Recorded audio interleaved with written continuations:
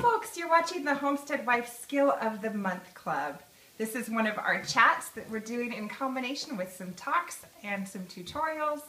This month, which is January, the topic is planning and preparedness, and today we're doing a chat with my neighbor, Johanna.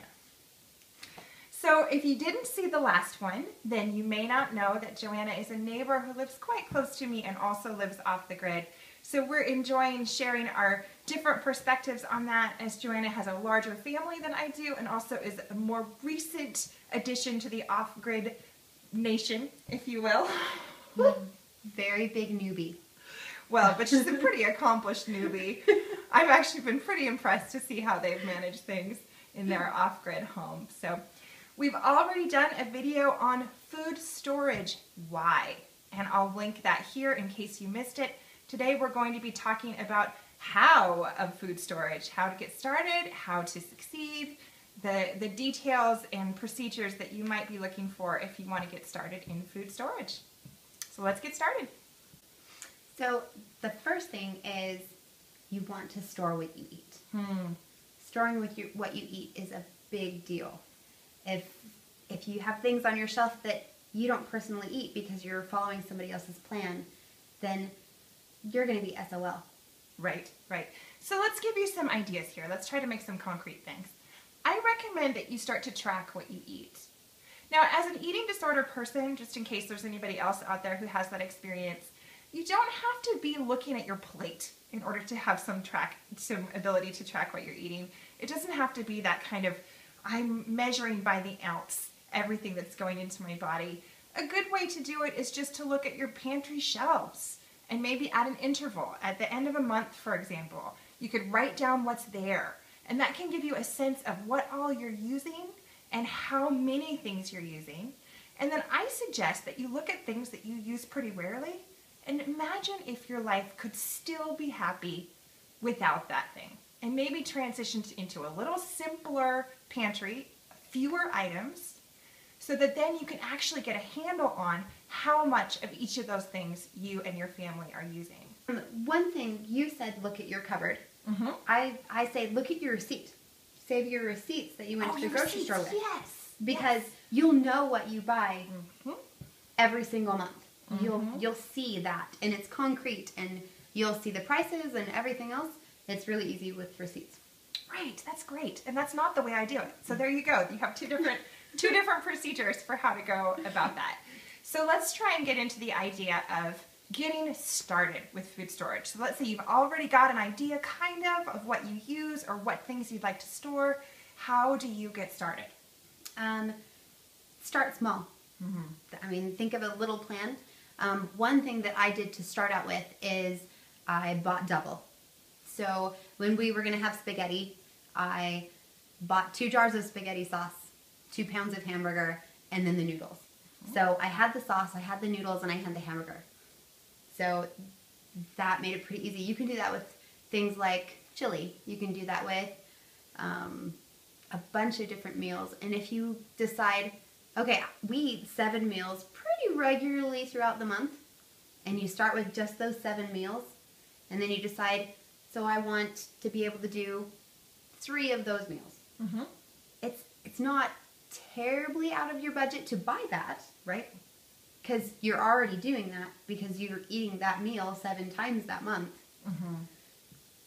It's not a big deal. I'm also on the team of starting small. You know what I did, the biggest expense for me in creating my food storage was actually the jars. And I started buying 1 12-pack of jars right from the grocery store. There are other cheap ways to get it, and I hope people will talk about that in the comments. But I went ahead and got them right from the grocery store because I didn't have a lot of flexibility to wait around. But I bought one of it's about $8 a week. I bought one every week. And I tell you what, over the course of several months, I just stacked them right up. At first I thought I'd never have enough. And now I really do have enough jars. Over time, with that kind of sense of long-term vision, really imagining what I was going to get to, I was able to get there without having to spend everything all at once. Yeah, one thing that I would add to that is with your jars, buy a can of the sealing lids at the same time. Oh, sure. Because there's some things that you can reuse lids with, Mm-hmm. and some things you cannot. Hmm. So low acid foods, you do not reuse lids at all. So what you'd want to do is just buy a thing of lids too, and they're like $2. Right. So not too bad. Right. So adding that up. So another thing is if you're following someone else's plan. So if you go on like providentliving.com, they have a food calculator, and you can calculate everything that you eat. You can actually put in the amount of people you have in your family, the amount of children you have, the amount of adults, and it actually calculates it all out and how many pounds of everything you need. Mm-hmm. It's really easy to use, but you have to know what you eat to make sure that works for you. And so you can decide, I want 2 weeks of food storage, or I want a year or more. It all depends on what you'd like to do. Right, and I want to add too to the idea of starting small and getting yourself to a place where you can store a large quantity of food. That once you have some things on your grocery list in storage and they come off your grocery list, then that grocery budget has room for you to buy in bulk every week. So what the situation that I'm in now is that I have a few things that I buy each week that are refrigerated things, perishables. And of course I don't have a refrigerator, but I don't have any dairy right now. Our goats are going to be milking in a few months, but I don't have any way of having dairy except from the grocery store. So every week I buy some milk, I buy some cheese. But other than those few things, and meats too, we often do buy, although we prefer to have only our own meat, we do often get a little meat from the grocery store. But in comparison to what I used to buy weekly, there's a huge open space there. So instead of spending $30 on, 5 or 6 different things in small packages, I spend that $30 on 50-pound bags of flour and oatmeal, and we also do pasta and granola in that format. So if you're thinking, but I want to be somebody who buys a year's supply of something every time I buy it, well, that's possible. You can. Once you have a year's supply of a few things. So thinking that you want to just buy it all up front and that isn't possible for your budget, don't be discouraged by that, because you really can start small and then kind of work yourself to a place where you're buying everything in bulk. Yeah, like vegan spaghetti sauce and noodles. That's pretty doable if you wanted to buy a year's supply. Right. You need 52 bottles if you do it once a week. 52 bottles and 52 pounds. That's not too bad, because you can find those for $1 at the grocery store pretty easy. Right. But then, of course, going back to that question of what you eat. So when we were chatting before, Johanna made the best point before we turned the camera on about thinking about what is necessary, because you don't want to be your own jailer in terms of what you've kept, like what you think your family should be eating. You don't want to get yourself into a situation where you've only stored the cheapest or most otherwise desirable foods and you haven't given yourself things you like. Yes. So one of the things you need to have in your food storage is those yummy things that your family looks forward to. So we have some friends that on Sundays, they make a dessert. That's the only time they make a dessert during the week. But without that dessert on Sundays, they would be a pretty sad family. They would. And so storing that sugar, storing the chocolate chips, storing those happy items that make you happy, and whether that's a whole bunch of pumpkins so you can make pumpkin pie, or you find those Halloween candies on sale and seal them up with an air sealer, they stay good for a long time. Right. I mean, part of this whole thing of getting in control of what you eat is having some patience and some, I would say, kindness, compassion towards yourself and your family. Definitely don't want to forget that piece.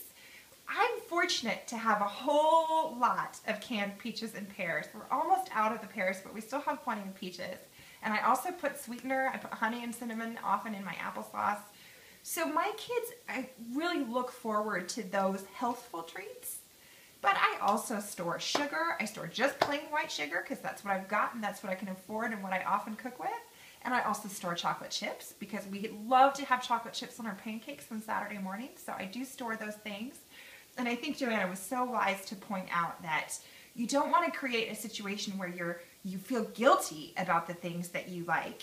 You also don't want to create a situation where you only store things that you don't like and then you hate your food storage, right? So true. Right. So please take it from us who may have already put ourselves in those uncomfortable situations. You don't have to do that. We'll save you from it. Yep. All right, starting small is good. Buying a little bit at a time is good. You don't have to go gung-ho because there's lots of different places. Make sure you do your homework when you go and try and find these things, because sometimes you can find them cheaper and sometimes finding them cheaper isn't the better option. So you have to be careful, and please do your homework. And I'll add to that you have to know your own heart as far as what your priorities are. Some of you are in this to eat better. And so you're looking for organic, you're looking for things you can source correctly.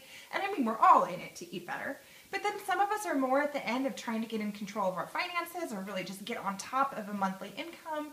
And then you're not necessarily looking for organic. You may be looking for really the cheapest option out there. So there's no shame in doing what's right for you. Just as Johanna says, know what you're looking for and then look for it.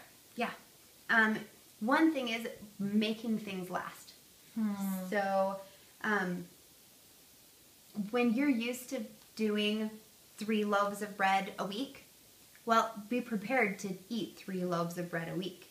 It's really hard to cut back from 3 loaves to, well, I can only make 1.5.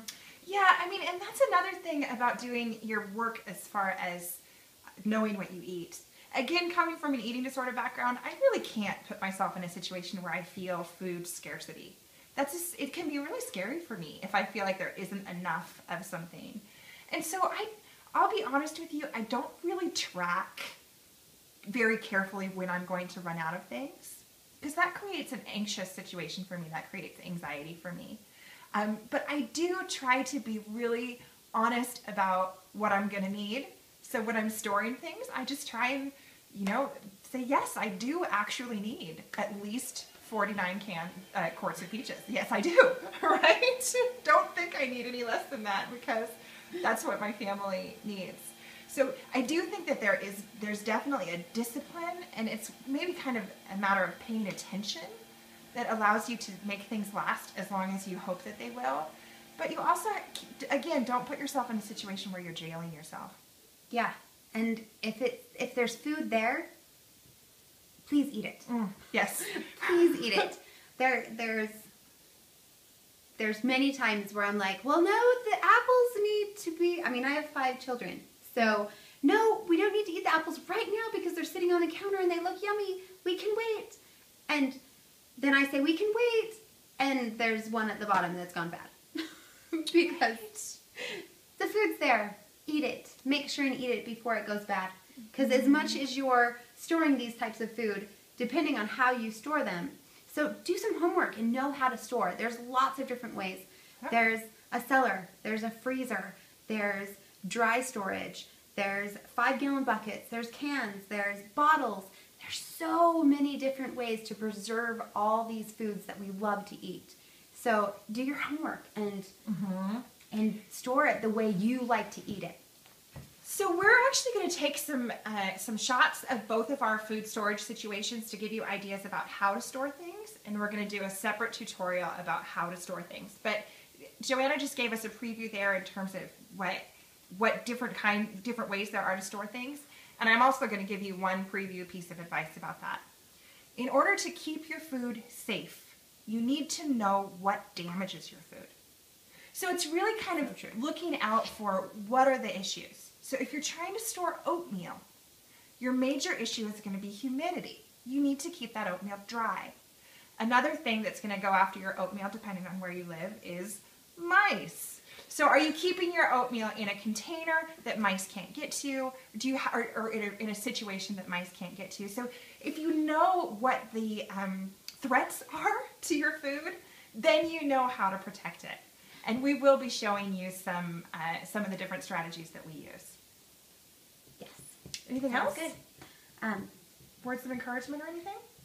Be grateful of the situation you have at the time you have it. All situations change.